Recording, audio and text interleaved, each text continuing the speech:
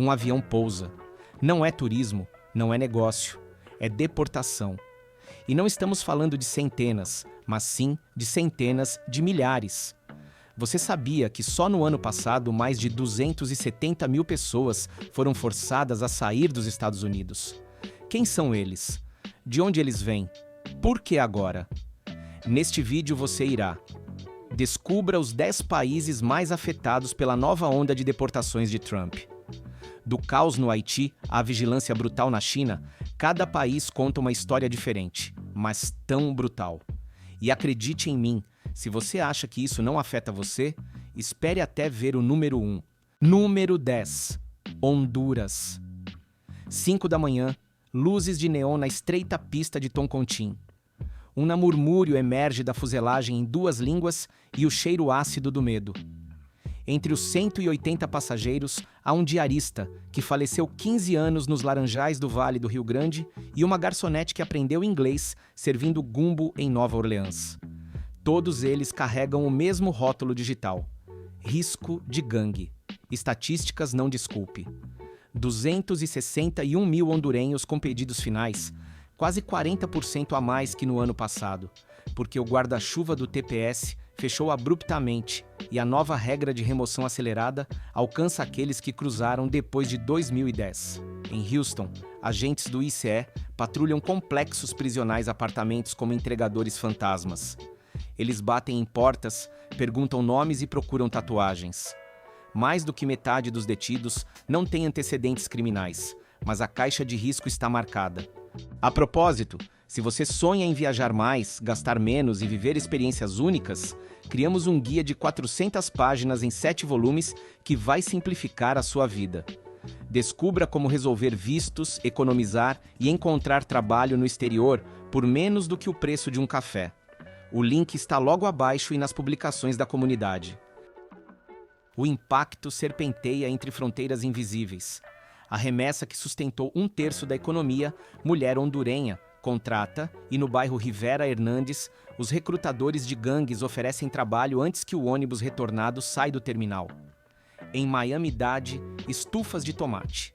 Eles ajustam a folha de pagamento e o supervisor implora a um coiote local que lhe dê novas armas, mesmo sabendo disso. O ataque retornará. Um menino cidadão de 9 anos viaja com sua mãe até a fronteira de Brownsville para se despedir do pai enquanto segurava um desenho do brasão de armas de Honduras que encontrou na Wikipédia na noite anterior. Ele não sabe se aquele desenho marcará seu próximo local de residência. Ao desembarcar, os passageiros recebem um saco plástico contendo um sanduíche frio e um voucher de ônibus para bairros onde a taxa de homicídios é 5 vezes maior que a dos Estados Unidos. Ao anoitecer, o soldador de Nova Orleans sobe ao telhado em busca de sinal de celular, conta sua odisseia por mensagem de voz e ele jura que tentará a viagem novamente, porque a vida que deixou na Louisiana contém seus filhos, sua hipoteca e a própria ideia de futuro. Enquanto isso, um gráfico de calor na tela mostra os condados texanos tingidos de vermelho pela intensidade dos ataques e um âncora de notícias pergunta no ar quem fará a próxima colheita se todos os trabalhadores retornarem de avião. Número 9. Guatemala. É meia-noite na base aérea de Cobán e o ar cheira a diesel e café reaquecido. Uma segunda carta, terrenos militares com o logotipo coberto com fita para que ninguém possa identificar a companhia aérea contratada. Dentro, mães solteiras que limpavam casas em Westchester, capatazes de morangos do Vale Central e um idoso que pagou impostos no Colorado, mas esqueceu de apresentar uma declaração suplementar e perdeu o visto. Eles fazem parte dos 253 mil guatemaltecos na lista de expulsão. As autoridades do CCNGRO permitiram voos noturnos para evitar protestos e o FBI está compartilhando dados, promotores que acionam alertas automáticos. Em Nova York, um menino de 6 anos acorda em um abrigo para crianças, sua certidão de nascimento. Ele é americano, mas sua mãe dorme em uma cela enquanto espera o embarque. No altiplano, as remessas despencam mais rápido do que as espigas de milho secam. Municípios cujos telhados de zinco que estavam brilhando graças ao dinheiro do norte estão novamente testemunhando surtos de desnutrição infantil. As avós, Eles tiram o pó dos seus quichés e ensinam frases básicas aos netos porque os menores repatriados chegam sem espanhol. A Guatemala, que já aceitou voos de terceiros países em troca de ajuda, se torna um trampolim de trânsito involuntário. Nas mesmas cabines de imigração onde carimbam os passaportes guatemaltecos, eles agora verificam documentos haitianos e venezuelanos. A linha do tempo pintada em um mural comunitário mostra êxodos sucessivos: a guerra civil, o colapso dos preços do café, a grande recessão, a pandemia. Falta espaço para observar a deportação em massa de 2025. No Vale Central, os produtores de morango importam armas das Filipinas e pagar 40% a mais por dia. Em Coban, a pista volta a iluminar-se para outro voo. Ninguém pergunta se a criança de Westchester aprendeu quiché quando o avião, o número 3, chegou antes do amanhecer. Número 8. México. O deserto de Sonora acordou com uma caravana reversa. Dos alto-falantes do ICE em Yuma, vem uma lista de nomes que não poderão retornar aos seus postos de embalagem agrícola. 252 mil mexicanos lideram as estatísticas de deportação e o número cresce no ritmo das batidas policiais hotéis ou condomínios em Scottsdale, Austin. O novo E-Verify é implacável, uma luz vermelha acesa. O computador é suficiente para demitir um cozinheiro que esfrega chapas há 12 anos. Sem compromissos. Na CBP One e com milhares de vistos de turista expirados, as famílias se enquadram em categorias sem direito à regularização. Em Tijuana, abrigos improvisam beliches triplos e relegam crianças aos corredores. A fila para receber um prato de feijão se estende até a calçada. Atravessando a fronteira, o dono de um vinhedo no Vale de Napa calcula perdas se as uvas não forem colhidas na época certa. Oferece bônus que dobram o salário, mas não encontra gangue. A curva das remessas, fonte de orgulho nacional, está a inclinar-se para baixo, enquanto a curva das deportações está a aponta para o céu, e a intersecção de ambas as linhas é o epicentro de uma tempestade econômica. No bairro Roma, um jovem recém-deportado abre uma transmissão ao vivo nas redes sociais para explicar que seu diploma, uma faculdade comunitária, é inútil sem uma licença profissional e os empregadores desconfiam de seu sotaque ruim. Em Laredo, um agente do ICE disse à imprensa que as operações não iriam parar. O programa Trabalhadores Repatriados da Cidade do México ostentam 12 milhões de dólares, mas é apenas o suficiente para cursos rápidos de encanamento para alguns retornados. O resto se vira vendendo telefones, usado ou oferecendo inglês expresso nas esquinas. Um infográfico projetado na televisão mostra a coluna de remessas perdendo altura como um balão estourado, enquanto outra coluna, a de leitos em abriga-se, ergue-se impondo sua sombra. Número 7. El Salvador. O chão treme sob as botas dos soldados alinhados na pista de Ilopango. 2 dúzias descem de mulheres com jeans que não as protegem mais do ar quente e de homens que antes confiavam no sigla TPS para salva-vidas. 23 mil novas ordens somam-se a um histórico de expulsões que chega a 92 mil casos. As operações seletivas, explica um porta-voz, procuram membros de bairro de Esiocho, mas um repórter descobre que vários deportados são motoristas com multas de estacionamento. Fora do aeroporto, o estado de emergência declarado por Nayib Bukele parece uma gaiola, estendido. Em cada esquina, os policiais verificam as tatuagens. Em cada telhado, um drone vigia grupos de adolescentes que não conhecem as ruas sem lei marcial. A mega prisão Secote absorve recém-chegados que falam inglês fluentemente, uma característica que levanta suspeitas. Enquanto isso, em Houston, um programador salvadorenho procura desesperadamente o advogado que prometeu adiar a audiência. Se falhar, enfrentará uma deportação secundária, o que o deixará em um país onde ele não pisa desde os 5 anos de idade. A curva de homicídios continua baixa, uma vitrine da nova ordem, mas especialistas temem que a onda de jovens desempregados reativará a violência quando o aparato militar afrouxar. Um infográfico projeta uma queda nos assassinatos e um aumento nas deportações, 2 linhas que, se cruzadas, podem explodir. Nos arredores de Soyapango, uma mãe acende velas à Virgem enquanto seu filho deportado, que não domina a língua espanhol, tente aprender gírias salvadorenhas para não se entregar. Cada nicho no cemitério próximo recorda um ciclo anterior de violência e os retornados caminham com a incerteza presa em suas de volta, ciente de que o tempo perdido no terminal ICE pode se tornar uma tatuagem invisível aos olhos da rua. Número 6. China. Flushing, Queens, acorda com o som de portas batendo. Agentes federais pedem nomes terminados em Wang ou Chen e contendo listas com códigos de pesquisa. São 25 mil cidadãos chineses com ordens de saída, quase o dobro em um ano. Entre eles, doutores em engenharia, cientistas biomédicos, trabalhando no Vale do Silício e chefes de dim sum, pagando impostos da época Obama. O aperto ocorre após proibições à Huawei, sanções às empresas de chips e suspeitas sobre investimentos imobiliários na Flórida. As regras caem como dominós e, vistos H-1B, eles cambaleiam.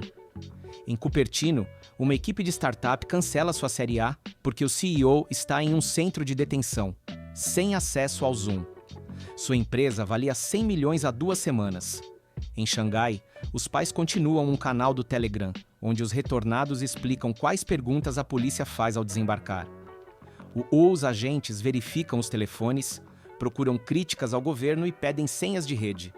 Enquanto isso, em Chinatown de Houston e lojas de medicamentos fitoterápicos perdem funcionários veteranos e placas são removidas desligue antes do horário habitual. O desemprego juvenil na China gira em torno de 20% e o setor imobiliário está em queda livre. Muitos, os retornados, chegam com diplomas, mas sem a rede Guanxi, que garante uma boa posição.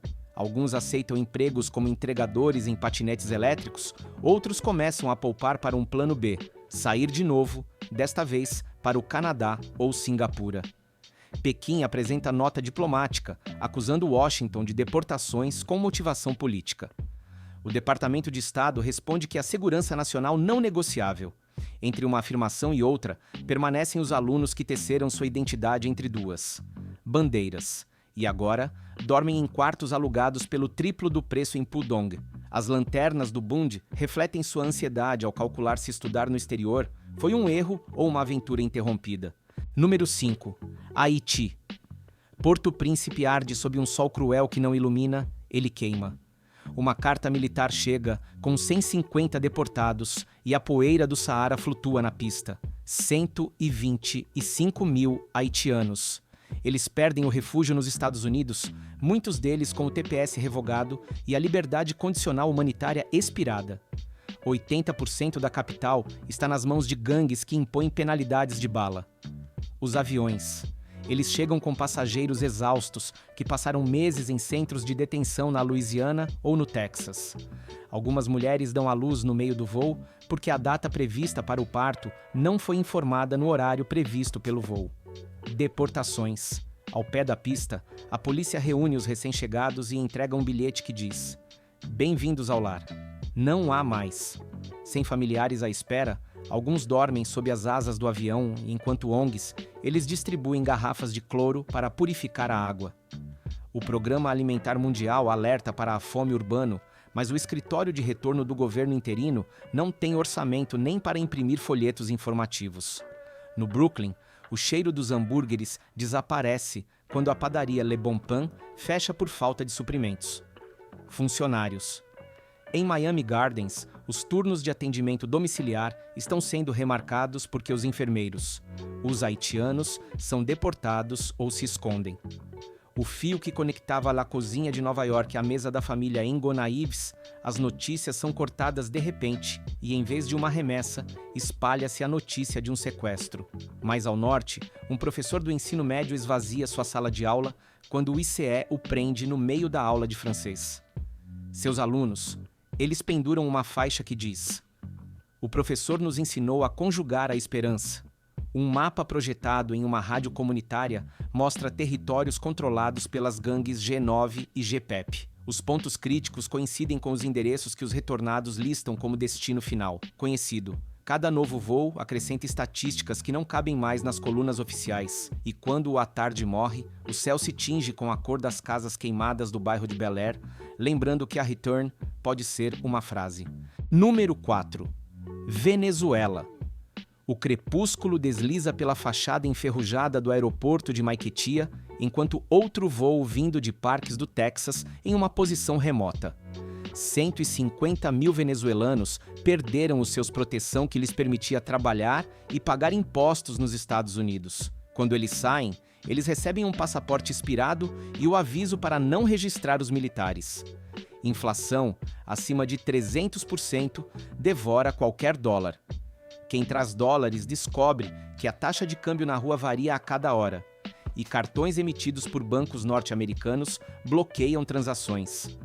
Entre os recém-chegados estão os engenheiros de petróleo que mantiveram as refinarias em funcionamento em Houston, professores de espanhol que lecionavam em escolas da Geórgia e baristas de Seattle que dominavam o latte art. Agora, sobrenomes se tornam referências desconfortáveis. Se eles criticassem o governo em um tweet ou eles apareceram em uma passeata, a DGCIM toma nota.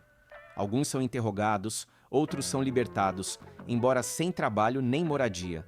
Em Doral, uma cidade apelidada de Doralzuela, uma dentista fecha seu consultório porque sua licença expira sem a autorização presença física essencial. Pacientes hispânicos buscam novas consultas, gerando listas de espera. Enquanto isso, nas colinas de Caracas, os retornados estão alojados em pensões que cobram em dólar. As remessas caem e as filas de gás reaparecem. Uma mãe abraça seu filho cidadão americano e explica que seu passaporte azul não é válido para comprar leite em pó. O gráfico de migração que vinha subindo verticalmente há uma década agora mostra uma quebra. Analistas temem que a repatriação em massa reacenda protestos e repressão. Na Assembleia Nacional, acusa os Estados Unidos de sequestro de imigrantes e oferece troca de prisioneiros políticos. Ninguém responder. No bairro de Petare, um jovem deportado ouve tiros e se pergunta como protegerá sua família. Família com um inglês que não tem mais valor de mercado. Quando a noite cai, a iluminação falha e a silhueta da cidade se funde com a montanha. O eco de um motor distante nos lembra que outro voo está em andamento. Rota número 3. Paquistão. A pista do aeroporto Benazir Bhutto brilha sob a chuva das monções tardias enquanto um voo pousa. Fretamento de Newark. 40 mil paquistaneses foram designados para expulsão. Entre eles, bolsistas de nanotecnologia, motoristas de caminhão de 20 anos em Nova Jersey e jovens que ultrapassaram o prazo do visto de turista durante a pandemia. Washington justifica a medida citando riscos de segurança e falta de acordo de repatriação. Islamabad denuncia tratamento desumano e ameaça suspender a cooperação antiterrorista. O impacto econômico é multiplicado. No Texas, rotas de entrega perdem motoristas certificados cargas perigosas e supermercados enfrentam atrasos que aumentam os preços. No Paquistão, a inflação ultrapassa 30% e os retornados encontram uma rúpia desvalorizada. Vários terrenos vendidos familiares para cobrir o processo H1B e agora precisam reconstruir suas vidas com os credores batendo na porta. Contas de luz triplicam e cortes diários de energia transformam a procura por emprego numa corrida contra o tempo. Um analista de ações deportado abre uma sessão de consultoria do Zoom em um café em Rawalpindi, mas a conexão cai quando a usina entra em colapso. Por todo o lado, o ruído dos geradores compete com o chamado para a oração. Estudantes de engenharia nuclear que perderam seus vistos temem dupla vigilância, dos Estados Unidos, que os classificam como um risco, e do Paquistão, que suspeita de influência estrangeira. Em uma vila no Punjab, um avô vende sua última vaca para pagar o casamento de seu filho deportado. Convencido de que um casamento sólido pode substituir o trabalho perdido. Enquanto isso, a imprensa sensacionalista questiona a lealdade daqueles que retornam após anos de vida no Ocidente. Alguns retornam com ideias de igualdade de gênero que entram em conflito com as tradições locais. Outros permanecem em silêncio para não se destacarem. A noite cai sobre Islamabad e as luzes dos hotéis de luxo contrastam com as sombras dos assentamentos informais, onde muitos retornados acabam alugando uma cama. O barulho do próximo, o avião sobre o horizonte deixa claro que a onda está apenas começando. Número 2. Irã. Calor do deserto atinge o aeroporto Imam Khomeini enquanto avião com insígnia danificada pousa para motores. 15 mil iranianos, considerados uma ameaça à segurança, regressam após anos de estudos e trabalho nos Estados Unidos. Entre eles, pesquisadores de inteligência artificial que imprimiram algoritmos para detectar câncer, designers de chips no Vale do Silício e ativistas que compartilharam vídeos de protestos em 2022. Estados Unidos citam cautela, Irã fala em espionagem reversa. Ao desembarcar, os passageiros entregam seus telefones para inspeção. Os agentes procuram por aplicativos proibidos e vestígios de criptomoedas. Mulheres que caminhavam sem véu em Boston colocam lenços com as mãos tremendo. Os interrogatórios podem durar horas ou semanas. Às vezes se traduzem em liberdade monitorados, às vezes sob acusações de propaganda contra o regime. Famílias esperam em estacionamentos saturados, sem saber se o reencontro acontecerá naquele dia ou após uma transferência para Evin. Em Boston, laboratórios interrompem testes clínicos porque seus principais pesquisadores foram deportados. Projetos de nanotecnologia médica estão suspensos por tempo indeterminado. Em Teherã, os retornados descobrem que suas economias em dólares valem uma fração após a taxa de câmbio em mercados paralelos. Demanda de aluguéis com 6 meses de antecedência e os bancos rejeitam cartões estrangeiros. Uma engenheira de energias renováveis que sonhava em ser empreendedora retorna à casa da mãe e compartilha quarto com 2 irmãs. O ventilador treme sob a onda de calor e o futuro parece um beco sem saída. Ao mesmo tempo, o parlamento iraniano discute leis para atrair talentos expulsos, mas a Carta Pequeno inclui cláusulas de fidelidade absoluta. O eco das sanções econômicas ressoa na ascensão de pão e no silêncio dos caixas eletrônicos fora de serviço. O ônibus noturno para Isfahan leva assentos vazios, porque o preço do ingresso é o dobro do salário do mês. A sombra da Torre Milad espalha-se pela cidade adormecida à medida que novas ordens de deportação são assinadas em todo o mundo. A propósito, se você sonha em viajar mais, gastar menos e viver experiências únicas, criamos um guia de 400 páginas em 7 volumes que vai simplificar a sua vida. Descubra como resolver vistos, economizar e encontrar trabalho no exterior por menos do que o preço de um café. O link está logo abaixo e nas publicações da comunidade. Número 1. Uzbequistão. O voo 764 da ICE decola de Houston e faz escala em Istambul antes de cruzar o Mar Cáspio. A bordo, mecânicos que faziam a manutenção das asas das companhias aéreas de baixo custo, garçonetes e motoristas da Disney World viajam da Uber em Chicago. 12 mil uzbeques enfrentam ordens de deportação, muitos com vistos J1 ou H2B, expirou durante a pandemia. Não há rotas diretas, então a viagem dura 27 horas e termina no aeroporto Islam Karimov, onde a polícia está verificando contatos, fotos e bate-papos. O Uzbequistão criou um centro para repatriados com financiamento do Banco Mundial, com capacidade para 2.000 leitos e listas de espera 5 vezes maiores. Desemprego juvenil atinge 17% e muitos retornados encontram o mercado saturado. O Estado monitora aqueles que viveram. No Ocidente, ele desconfia de ideias dissidentes e pede entrevistas regulares. Alguns recebem uma oferta de servir na polícia de fronteira. Outros juntam-se à crescente migração para a Rússia, embora a guerra e a xenofobia dificultem essa estadia. Em New Brunswick, empresas de logística perdem motoristas de longa distância pouco antes da Black Friday. Sexta-feira. O proprietário de uma frota oferece um bônus de $1.000, mas não encontra substitutos. Correntes de suprimentos rangem e os pacotes chegam atrasados à porta de clientes que não conhecem a palavra Samarcanda. Do outro lado do planeta, um retornado descobre que a hipoteca de seu caminhão no Texas continua, embora o caminhão seja leiloado pela alfândega.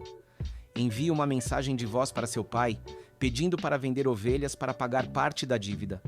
A estepe se estende sob um céu sem nuvens, enquanto os retornados seguem seu caminho pelas estradas. Estradas empoeiradas para cidades que não visitavam desde a adolescência. A rádio local toca notícias sobre projetos de hidrogênio verde e promessas de investimento estrangeiro.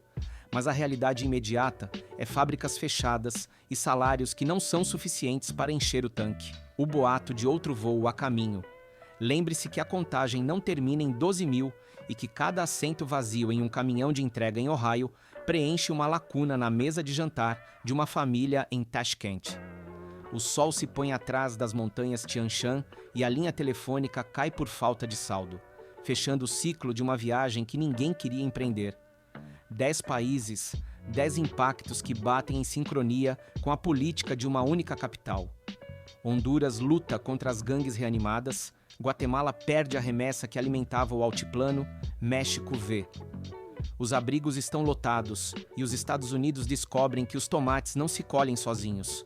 O Haiti mergulha no domínio das gangues. El Salvador controla com punho de ferro. A China monitora aqueles que retornam. Venezuela recebe cidadãos que não se encaixam mais em sua economia. Paquistão treme entre desvalorização e desemprego. Irã reforça a repressão. E Uzbequistão observa aviões descarregando sonhos quebrados. Por trás de cada voo, há um batimento cardíaco humano que conecta mesas, salas de aula e fábricas de 2 continentes. Se essa viagem mexeu com algo em você, deixe seu like e inscreva-se para que continuemos a descobrir juntos as costuras que unem e separam o mundo.